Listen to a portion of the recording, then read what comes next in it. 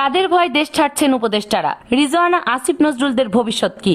আজকে আপনাদের এমন এক দৃশ্যের কথা শোনাবো যা শুনলে আপনারাও অবাক হবেন। ক্ষমতার মসনদ কতটা পিচ্ছিল আর বেঈমানদের শেষ পরিণতি কতটা করুণ হতে পারে তার জ্বলজ্জন্ত প্রমাণ আজকের এই ঘটনা। যে মানুষগুলোকে কদিন আগেও আপনারা মাথার তাজ বানিয়ে রেখেছিলেন, যাদের কথায় দেশ উঠত আর বসত, আজ তাদের দিকে কেউ ফিরেও তাকাচ্ছে না। সংসদ ভবনের সামনে যা ঘটলো তা দেখলে আপনি বিশ্বাস করতে পারবেন না যে এরাই সেই দুর্দণ্ড প্রতাপশালী উপদেষ্টারা। পুলিশ স্যালুট দেয়া তো দূরের কথা, ভিড় ঠেলে চলে যাওয়ার সময় ধাক্কা দিয়ে সরিয়ে দিচ্ছে।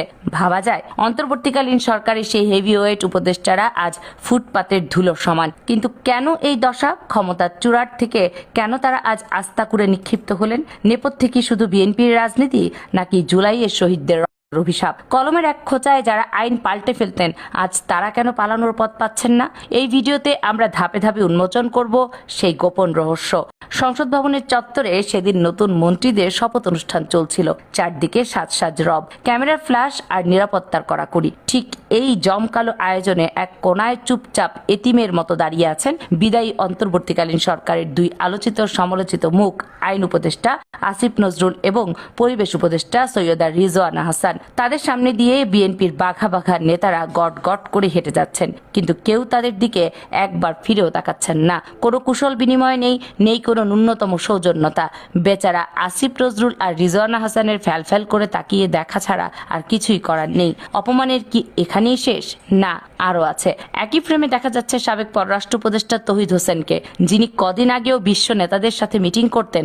আজ তিনি ভিড়ের মধ্যে একা একা দাঁড়িয়ে মোবাইল টিপছেন, কেউ তাকে পাত্তাও দিচ্ছে না। ঠিক সেই মুহূর্তেই ঘটল এক অভাবনীয় ঘটনা। পুলিশের একজন সাধারণ সাব ইন্সপেক্টর ভিড় সামলাতে গিয়ে সাবেক এই উপদেষ্টাকে রীতিমতো ধাক্কা দিয়ে সরিয়ে দিলেন। অথচ এই পুলিশই কদিন আগে এদের সামনে সার করতে করতে মুখে ফেনা তুলে ফেলত। এই দৃশ্যই প্রমাণ করে ক্ষমতার পালাবদলে এই উপদেষ্টা আজ বিএনপির কাছে কেবল ইউজ অ্যান্ড থ্রো বা ব্যবহার করে ফেলে দেওয়া টিস্যু পেপারের মতো।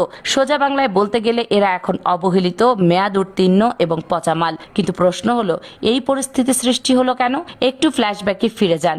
ডক্টর ইউনূসের নেতৃত্বে যখন সরকার দায়িত্ব নিল, তখন দেশের মানুষের প্রত্যাশা ছিল আকাশচুম্বী। মানুষ ভেবেছিল এরা জুলাই বিপ্লবের আসল ফসল ঘরে তুলবে, এরাই দেশের ত্রাণকর্তা।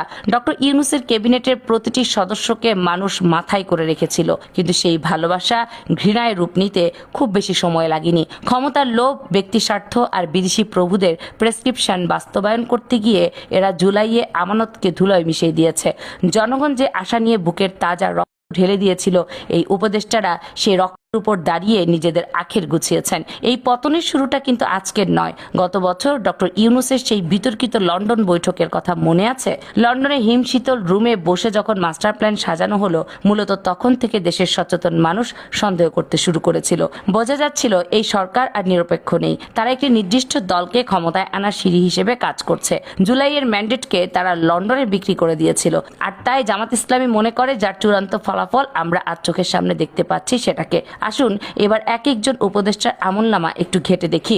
শুরুতেই আসা যাক আইন উপদেষ্টা আসিফ নজরুলের কথায়। তার কর্মকাণ্ডে দেশের মানুষ সবচেয়ে বেশি হতাশ হয়েছিল। আইনের শাসনের নামে তিনি যা করেছেন তাকে প্রহসন ছাড়া আর কিছু বলা যায় না। একদিকে তিনি গণহারে স্বৈরাচারের দস্যুদের আসামিদের জামিন দিয়ে মুক্ত করে দিয়েছেন, আর অন্যদিকে জামাত শিবিরের হাজারো তরুণের পুরনো রাজনৈতিক মামলাগুলো ইচ্ছে করে জিইয়ে রেখেছিলেন। জুলাই বিপ্লবীর আকাঙ্ক্ষা তিনি মানেননি। তিনি নির্লজ্জের মতো একটি বিশেষ দলের এজেন্ডা বাস্তবায়নে ব্যস্ত ছিলেন। এসব কারণেই আজ দেশের আপামর জনতা তাকে দেখলে জুতা করতে চায়। তিনি ভেবেছিলেন একটি দলকে খুশি করলে তার গদি ঠিক থাকবে, কিন্তু তিনি ভুলে গিয়েছিলেন জনগণই সকল ক্ষমতার উৎস, যেটা গণতন্ত্রে বলে। আইন উপদেষ্টা যখন বিচার নিয়ে খেলছিলেন, তখন পরিবেশ উপদেষ্টা সৈয়দা রিজওয়ানা হাসান কি করছিলেন? দেশের মানুষ যখন দ্রব্যমূল্যের ঊর্ধ্বগতি, চাঁদাবাজি আর সিন্ডিকেটের যন্ত্রণায় পিষ্ট, তখন তিনি মেতেছিলেন এক অদ্ভুত এলিট পরিবেশবাদ নিয়ে। গাড়ির হর্ন বন্ধ করা, সেন্ট মার্টিন দ্বীপে পর্যটক নিষিদ্ধ করার মতো বিলাসিতা নিয়ে তিনি ব্যস্ত ছিলেন। রাষ্ট্র মেরামতের মতো সিরিয়াস ইস্যুগুলো বাদ দিলে তিনি পড়ে রইলেন লোক দেখানো সস্তা ইস্যু নিয়ে। মানুষের মনে তখন প্রশ্ন জেগেছিল, এরা কি আসলে দেশ চালাতে এসেছে নাকি এনজিও চালাতে এসেছে? আর এই জনবিচ্ছিন্নতাই আজ তাকে একা দাঁড়িয়ে থাকতে বাধ্য করেছে।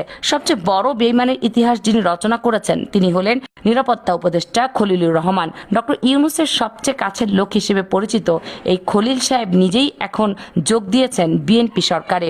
এর চেয়ে বড় প্রমাণ আর কি লাগে যে অন্তর্বর্তীকালীন সরকার শুরু থেকেই বিএনপির বি টিম হিসেবে কাজ করেছে। খলিল সাহেবরা ভেতরে ভেতরে নির্বাচন ইঞ্জিনিয়ারিং করেছেন, ভোটের মাঠ সাজিয়েছেন একটি বিশেষ দলের জন্য।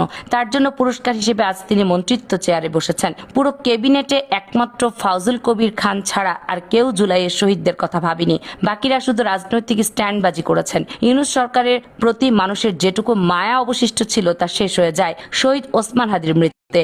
এই শহীদের খুনিদের বিচারের দাবিতে যখন মানুষ রাজপথে নামলো, যখন যমুনা ঘেরাও করলো, তখন তাদের কথা শোনার বদলে উল্টো গণহারে পিটুনি দেয়া হলো। খুনিদের বিচার না করে উল্টো বিচার প্রার্থীদের পেটানো এই ঘটনায় ইউনূস সরকারকে চরম অজনপ্রিয় করে তোলে। মানুষ বুঝতে পারে এরাও আসলে স্বৈরাচারের আরেকটা নতুন ভার্সন। শহীদদের রক্ত সাথে বেমানি করলে তার ফল যে ভালো হয় না তা আজ হাতে নাতে প্রমাণিত।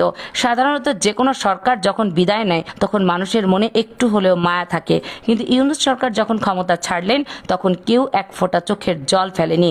উল্টো রাস্তাঘাটে, চায়ের দোকানে, সোশ্যাল মিডিয়ায় মানুষ তাদের গালাগালি দিচ্ছে। বেইমানের পরিণতি এমনই হয়, জনগণ যেমন মাথায় তুলে নাচতে পারে তেমনি বেইমানি করলে সেই জনগণই ডাস্টবিনে ছুঁড়ে ফেলতে এক মুহূর্ত দ্বিধা করে না। এসআই এর ধাক্কা খাওয়া তৌহিদ হোসেন বা অপমানিত আসিফ নজরুলরাই তার সবচেয়ে বড় প্রমাণ। জাহাজ যখন ডুবতে শুরু করে তখন সবার আগে ইঁদুররা পালাতে থাকে। অন্তর্বর্তীকালীন সরকারের বিদায়ের পর ঠিক এই দৃশ্যটাই আমরা দেখেছি। গত 1.5 বছর ধরে এসি রুমে বসে জাতির সামনে লম্বা লম্বা নীতি কথা বলেছেন তারা এখন একের পর এক চুপি চুপি দেশ ছেড়ে পালাচ্ছেন। খবর নিয়ে দেখেন ডক্টর ইউনূস সাহেবের ডাক ও টেলিযোগাযোগ উপদেষ্টা ফয়েজ আহমেদ তৈয়ব কোথায়। বিএনপি ক্ষমতা পুরোপুরি বুঝে নেওয়ার আগেই তিনি দেশ ছেড়ে সুদূর নেদারল্যান্ডে পাড়ি জমিয়েছিলেন। শুধু কি তাই, ডক্টর ইউনূসের আন্তর্জাতিক বিষয়ক উপদেষ্টা লুৎফর সিদ্দিকীও নাকি ইতিমধ্যে দেশ থেকে ভেগেছেন। ক্ষমতা ছাড়ার 48 ঘন্টা পার হতে না হতেই উপদেষ্টা যেভাবে লাপাত্তা হয়ে যাচ্ছে তাতে মনে হচ্ছে তারা জানতেন যে তারা দেশের মানুষের সাথে কি লেভেলের বেইমানি আর বাটপারি করেছেন। অনেকে হয়তো ভাবছেন এই উপদেষ্টা কি শুধু বিএনপির ভয়ে পালাচ্ছেন? উত্তর হলো না। বিএনপির তো এখন মধুচন্দ্রিমা চলছে, তারা কেন ওদের মারতে যাবে? উপদেষ্টাদের দেশ ছাড়ার আসল কারণ হলো জনতার খাওয়ার ভয়ে। তারা খুব ভালো করে জানেন জুলাই আকাঙ্ক্ষাকে গলা টিপে হত্যা করে তারা যে নির্বাচন ইঞ্জিনিয়ারিং করেছে এবং শহীদ হাদির মতো তরুণদের খুনের বাঁচিয়েছেন তাতে সাধারণ মানুষের বুকে ক্ষোভের আগুন জ্বলছে। রাস্তায় নামলে জনগণ যে জুতা গণপিটুনি দিতে পারে, এই সাইকোলজিক্যাল ট্রমা বা আতঙ্ক থেকে বাকি অনেক উপদেষ্টা এখন দেশ ছাড়ার জন্য গোপনে ট্রাভেল ব্যাগ গোছাচ্ছেন। আরও একটি বেইমানির জলজ্জন্ত দৃষ্টান্ত দেই। রাষ্ট্রীয় সংবাদ সংস্থা বাসসের এমডি মাহমুদ মোর্শেদের ঘটনা শুনলে আপনি হাসবেন নাকি কাঁদবেন বুঝতে পারবেন না। এই মাহবুব মোর্শেদ সাহেব গত 1.5 বছর বাসসকে ব্যবহার করে পুরোপুরি বিএনপির পক্ষে দালালি করেছে। সুযোগ পেলেই জামাত ইসলামের বিপক্ষে বিষেধাগার আর নেগেটিভ নিউজ করেছে। তিনি ভেবেছিলেন বিএনপির দালালি করলে বিএনপি ক্ষমতায় এসে তাকে মাথায় তুলে নাচবে, কিন্তু রেজাল্ট কি হলো? এখন সেই বিএনপির লোকেরাই তাকে ঘাট ধরে মারধর করেছে, অফিস থেকে বের করে দিয়েছে, আর তিনি এখন মিডিয়াতে এসে কান্নাকাটি করছেন। এটাই হলো দালালদের আসল পরিণতি। যারা অন্যের হয়ে দালালি করে দিন শেষে সেই প্রভুরাই তাদের ডাস্টবিনে ফেলে দেয়। তবে ভেতরের খবরে আশা করা যাচ্ছে খুব শীঘ্রই এই সরকারের বেশ কয়েকজন হাই প্রোফাইল উপদেষ্টা এবং তাদেরকে গ্রেপ্তার করা হতে পারে। বিএনপি তাদের নিজেদের ইমেজ ক্লিন রাখার জন্য এবং আমরা দুর্নীতির বিরুদ্ধে এটা প্রমাণ করার জন্য এই পচামাল বা ইউজ টিস্যু পেপার গুলোকে পাঠা বানাবেন। আজকের এই বিশ্লেষণের শেষ কথা হলো, আজ আসিফ নজরুল, ফয়েজ আহমেদ তৈয়ব, মাহমুদ মোর্শেদ যে করুণ এবং অপমানজনক পরিণতি আমরা দেখেছি তা কোনো রাজনৈতিক দুর্ঘটনা নয়। এগুলো হলো জুলাই আগস্টের 2000 শহীদের সাথে বেইমানির ফল। যে তরুণেরা বুকের তাজা রক্ত হাসিনাকে হটিয়েছিল তাদের রক্তের উপর দাঁড়িয়ে যারা নিজেদের আখের গুছিয়েছে এবং একটি দলের দালালি করেছে, প্রকৃতি তাদের ক্ষমা করবে না। দর্শক, পুরো বিষয়টি নিয়ে আপনি কি মনে করেন?